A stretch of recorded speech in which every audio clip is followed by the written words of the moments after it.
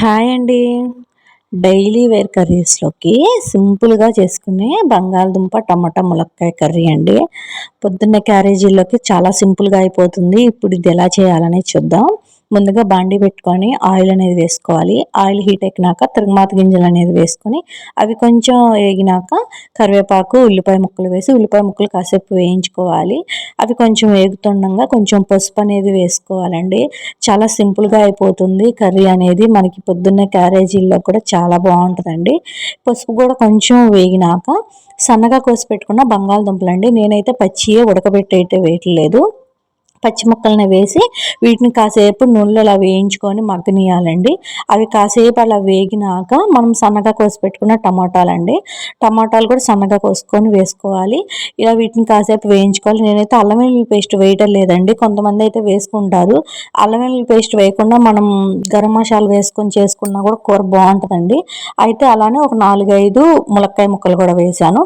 వీటన్నిటిని కాసేపు నూనెలో అనేది వేయించుకుందాం అట్లా తిరగమాతలో. దాని తర్వాత ఒక స్పూను ఉప్పు కారం అనేది మన టేస్ట్కి తగ్గట్టు వేసుకోవటమేనండి. వీటిని కాసేపు మూత పెట్టి మగ్గనిచ్చుకోవాలి. కాసేపు మగ్గినాక ఒక అర గ్లాసు వాటర్ అనేది పోసుకొని, ఎందుకంటే బంగాళదుంప ములక్కాయ ఉడకాలి కాబట్టి ఆ టమాటాలో ఉన్న గుజ్జుతో అయితే కష్టం అండి. అందుకని ఒక అర గ్లాసు వాటర్ అనేది పోసుకొని ములక్కాయ బంగాళదుంప ఉడికేదాకా ఉడికించుకోవాలి. కొంచెం ఉడికినాక సరిపడా కారం అనేది వేసుకోవాలి. అలానే ఒక స్పూన్ ధనియాల పొడి, ఒక స్పూన్ గరం మసాలా అనేది వేసాను. నా దగ్గర టయానికి కొత్తిమీర లేదండి, మీ దగ్గర ఉంటే కొంచెం కొత్తిమీర కూడా వేసుకోండి. టేస్ట్ నిజం చాలా బాగుంటుందండి. చాలా సింపుల్గా అయిపోతుంది పొద్దున్నే.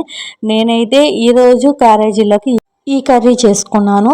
గరం మసాలా ధనియాల పొడి అనేది మన ఆప్షన్ అండి. ఇవేవి వేయకుండా ఒట్టిగా అల్లం వెల్లుల్లి పేస్ట్ వేసుకొని కూడా మనం ఈ టమాటా బంగాళదుంప కర్రీ అనేది చేసుకోవచ్చు.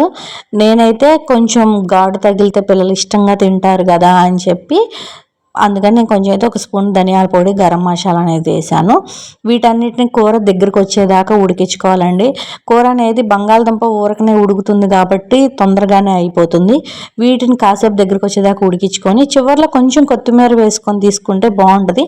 నా దగ్గర అయితే కొత్తిమీర లేదు కాబట్టి నేను మామూలుగానే తీస్తున్నానండి. ఈ కర్రీ ఎలా అనిపించిందని కామెంట్ చేయండి. మీరైతే ఎలా చేస్తారో కూడా కామెంట్ చేయండి. కొత్తగా ఎవరైనా నా ఛానల్ చూస్తుంటే ప్లీజ్ సబ్స్క్రైబ్ చేసుకోండి. అలానే లైక్ చేయండి, షేర్ చేయండి. ఇదిగోండి కర్రీ అయితే అయిపోయింది. సింపుల్గా నేనైతే ఇలా చేశాను బంగాళదుంప టమాటా ములక్కాయ మసాలా కర్రీ.